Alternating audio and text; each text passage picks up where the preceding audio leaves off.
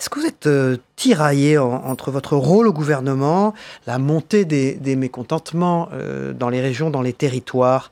Est-ce que pour vous, c'est pas une forme de mission impossible, j'allais dire? Non. Et de place impossible? Je suis pas tiraillée. Peut-être vous dire ce que je ressens. Je vais beaucoup sur les territoires. J'assiste à des congrès des maires.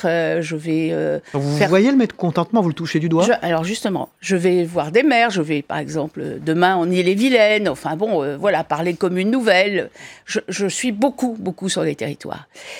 Je ne ressens pas ce mécontentement qui est annoncé urbi et torbi au niveau national. Les gens peuvent se poser des questions, avoir besoin de précision, d'explications, mais je ne ressens pas ce qu'expriment au fond les associations nationales Hervé Morin, d'élus. François Baroin, Dominique Bussereau. Vous ne ressentez pas ce qu'ils ressentent? Alors, j'ai des contacts fréquents avec tous ces gens-là, et notamment Dominique Bussereau, que j'ai au téléphone régulièrement.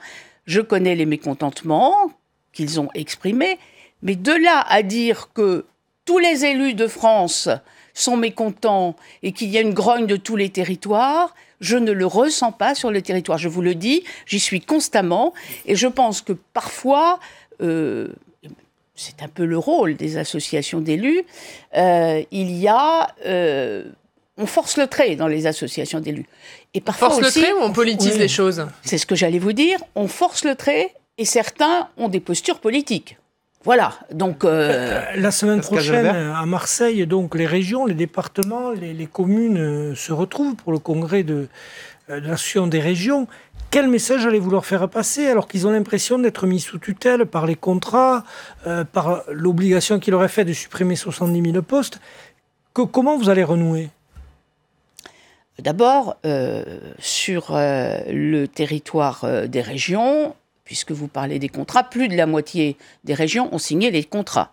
Donc ça, c'est un premier point. Ça veut dire que le dialogue n'est pas rompu avec l'ensemble des régions. C'est ce que je viens de vous démontrer. Deuxièmement, j'étais en Alsace il y a quelques jours. J'ai rencontré plusieurs fois Jean Rottner, le président du Grand Est. On discute, on négocie. Je sais qu'il vient cette semaine voir la ministre des Transports pour parler de la loi L'Homme. Enfin, en fait, les présidents de région, on les voit. On discute avec eux. On négocie avec eux. Il ne faut pas croire que c'est pas parce que Monsieur Morin décide de ne pas venir à la conférence nationale des territoires que nous ne parlons pas avec les autres présidents de région. C'est pas aussi simple qu'on voudrait le faire croire. Alors, je ne veux pas vous dire que tout est merveilleux dans un monde merveilleux, mais moi, je vous dis que sur les territoires, je suis toujours très bien accueillie, que nous discutons des sujets qui intéressent les élus locaux, différents thèmes, et que je ne ressens pas cette fronde qui peut être exprimée par l'un ou l'autre des dirigeants d'associations nationales. Vous parliez de la conférence nationale des territoires. Hein, la dernière a été boycottée par les 3 grandes associations d'élus. Est-ce qu'il y aura une prochaine conférence des territoires en décembre? Ah ben il y aura, oui, parce que la conférence nationale des territoires se réunit très régulièrement, à peu près tous les 6 mois. Donc il y aura une réunion. Vous pensez que cette fois, Hervé Morin, Dominique Bussereau et François Baroin seront présents? Tous, je ne sais pas, mais au moins certains d'entre eux que vous venez de citer. Dominique Bussereau. Président de l'Assemblée.